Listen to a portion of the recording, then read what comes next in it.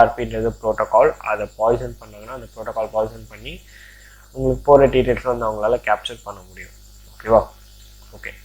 So இந்த மாதிரிலாம் நம்ம பண்ணது மூலமாக நம்ம வந்து ப்ரிவெண்ட் பண்ணிக்கலாம். இன்கேஸ் நீங்கள் அப்படி ஆன்லைனில் இப்போ இன்ஸ்டண்ட்டாக இப்போ டக்குனு மணி ட்ரான்ஸ்ஃபர் பண்ணணும், நெட் பேங்கிங் பண்ணணும், பட் இப்போ உங்களுக்கு உங்கள்கிட்ட நெட் இல்லை, அங்கே இருக்க பப்ளிக் வைஃபை யூஸ் பண்ணணும்னா விபிஎன் யூஸ் பண்ணிக்கலாம்.